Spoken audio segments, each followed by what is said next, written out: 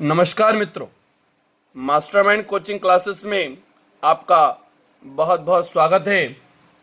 और मैं हूं आपका शिक्षक अरमान जैन। मित्रों, आज हम लोग प्रश्नावली 3.3 का प्रश्न क्रमांक 1 हल करेंगे। तो 3.3 का प्रश्न क्रमांक 1 का प्रश्न नंबर 1 यहाँ पर हम लोग हल करेंगे। तो प्रश्न है, निम्न रैखिक समीकरण युग्म को प्रतिस्थापन विधि से हल कीजिए। और सवाल है आपका x प्लस वाई बराबर 14, x माइनस वाई बराबर 4। अब जब भी हम लोग प्रतिस्थापन विधि से हल करेंगे, हमको यहाँ पर अकेला देखना होता है।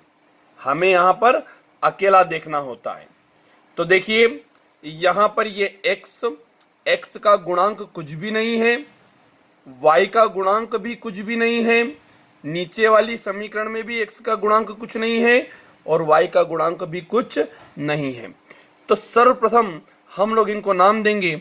इसका नाम हमने दिया समीकरण 1 और इसका नाम हमने दिया समीकरण 2। ठीक है, हमने इसको नाम दिया समीकरण 1 और समीकरण 2। बड़ा इजी सा था। अब हमने कहा अकेला देखना है।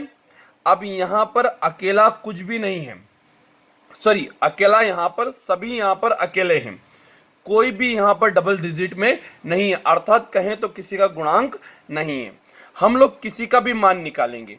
तो सबसे पहले हम समीकरण 1 से, किससे, समीकरण 1 से x का मान निकालने पर, समीकरण 1 से x का मान निकालने पर, सबका ध्यान यहाँ पर। ठीक है, चलो समीकरण 1 क्या है, x प्लस वाई बराबर 14।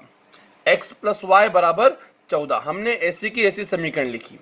किसका मान निकाल रहे हैं, x का, तो जिसका मान निकालते वो यहीं, और y प्लस का है, उधर गया काय का हो गया माइनस का। तो देखिए x बराबर 14 माइनस वाई, यहां पर हमने इसको नाम दिया समीकरण 3, इक्वेशन 3। बड़ा सरल सा है, y इधर गया, काय का हो गया माइनस का। तो समीकरण 3 का नाम है x बराबर 14 माइनस वाई। अब हम लोग x का मान समीकरण 1 में रखें या समीकरण 2 में रखें, हमारे पास यह दुविधा है। तो जिस समीकरण से हम लोग मान निकालते हैं, कभी भी उसमें हम लोग इसकी वैल्यू पुट नहीं करते हैं। हम इसकी वैल्यू पुट करेंगे समीकरण 2 में। तो चलिए, x का मान समीकरण 2 में रखने पर, x का मान समीकरण 2 में रखने पर, ये यहाँ पर लिख रहा हूं मैं ताकि आप लोगों को समझ में आए। x का मान समीकरण 2 में रखने पर, चलिए समीकरण 2 क्या है, जल्दी बोलें, x माइनस वाई बराबर 4। x माइनस वाई बराबर 4। चलिए बताएं, x का मान क्या निकाला था हम लोगों ने, x का मान निकाला है 14 माइनस वाई, माइनस ऐसा का ऐसा ही और 4 भी ऐसा का ऐसा ही। सबको उम्मीद है समझ में आ रहा होगा। चलिए, अब हमने इसको कोष्टक से बाहर निकाला, 14 माइनस वाई बराबर 4। उम्मीद है सबको अभी भी समझ में आ रहा होगा।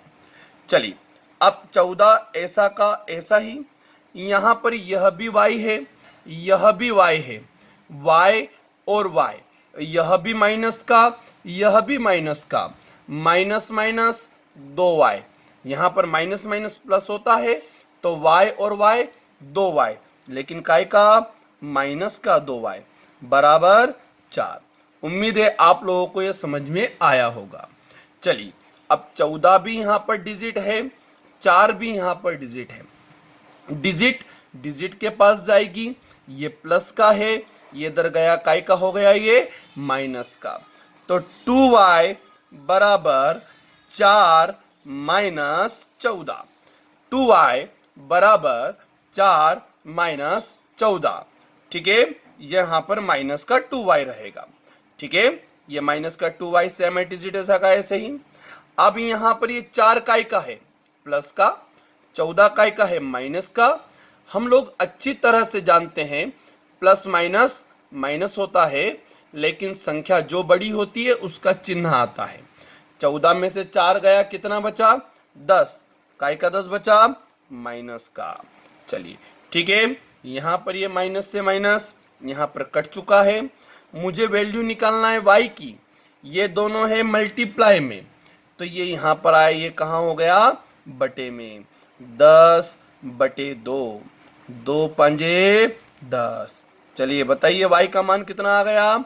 5। लेकिन अभी यहाँ पर आंसर नहीं आया। y का मान 5 आया है, अब हमें किसका मान निकालना है? x का। तो अब हम लोग y का मान कहाँ पुट करेंगे? इक्वेशन थर्ड में। तो हम लिखेंगे यहाँ पर, मैं यहीं पर इसको सॉल्व कर रहा हूँ, y का मान समीकरण 3 में रखने पर। चलिए बताएं समीकरण 3 क्या है? x बराबर 14 माइनस वाई। x ऐसा का ऐसा ही, 14 ऐसा का ऐसा ही, माइनस भी ऐसा का ऐसा ही, और y का मान आप देखेंगे, y का मान कितना था? 5। तो मैंने y की जगह यहां पर पुट किया 5। 14 में से 5 गया, कितना बचा बच्चों? यहां पर बचा है 9।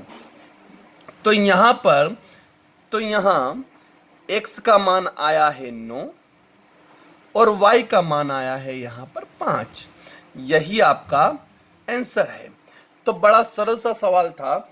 3.3 का प्रश्न क्रमांक 1 का पहला सवाल। मुझे उम्मीद है आप लोगों को अच्छी तरह से समझ में आया होगा।